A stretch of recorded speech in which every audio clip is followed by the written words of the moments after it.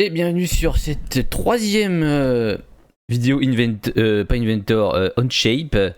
Alors cette fois, ça va être un peu différent. Les deux premières, c'était une formation que j'avais commencée et puis qu'en fait a été abandonnée, donc je les ai recyclées.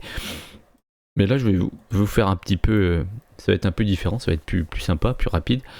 Donc là, je vais juste vous expliquer comment faire une esquisse dans Onshape. Donc comment on fait une esquisse sur Onshape? C'est comme, pour ceux qui connaissent SolidWorks, c'est vraiment exactement la même chose pratiquement. Vous allez avoir les trois plans. Donc, admettons que vous voulez faire une esquisse sur... Il faut toujours choisir le plan sur lequel on va faire l'esquisse dans les logiciels 3D. Donc, je vais prendre le plan de face, esquisse. Alors, il se met pas normal A, donc je vais appuyer sur avant, vous voyez, sur le cube. Et puis je vais avoir tout l'outil d'esquisse qui va apparaître, qui est exactement comme SolidWorks. Donc si vous voulez faire des traits, hop, hop, vous faites des traits et vous mettez la longueur au-dessus. Hop, hop, hop, hop. Vous allez là voir que ça voit que c'est fermé, puisque je peux cliquer dedans déjà, et puis c'est ombré.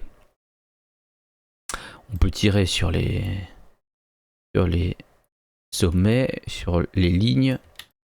Donc on va aller mettre des cotations pour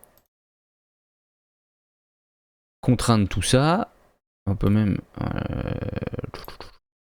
mettre des contraintes ici. Les relations d'esquisse, c'est ici, donc verticale. Ici c'est horizontal, tangent, parallèle, concentrique. Alors, on a tout qui est là, hein, comme SolidWorks. À part que SolidWorks, c'est pas ici les relations d'esquisse. Donc on va mettre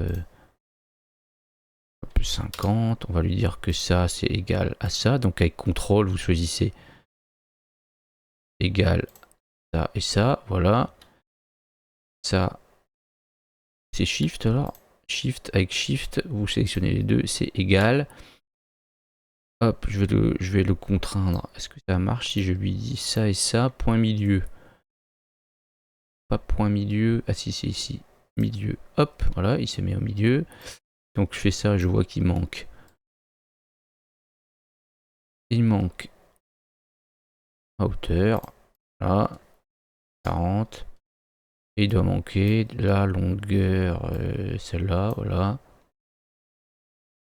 150, voilà. Là, tout est noir, donc c'est bon, votre esquisse est terminée. Elle est totalement contrainte. C'est ce qu'il faut quand on fait une esquisse, aussi bien sur SolidWorks que sur Onshape, que sur n'importe quel logiciel, Inventor ou quoi. Il faut que l'esquisse soit totalement contrainte. Sinon, votre collègue peut se demander pourquoi il peut encore bouger des traits si jamais il reprend le projet après vous.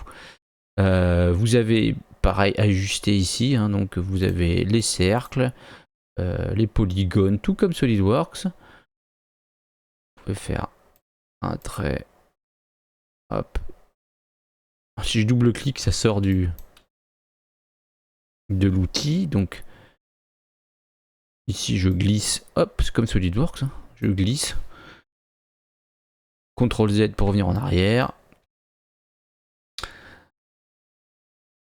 Là.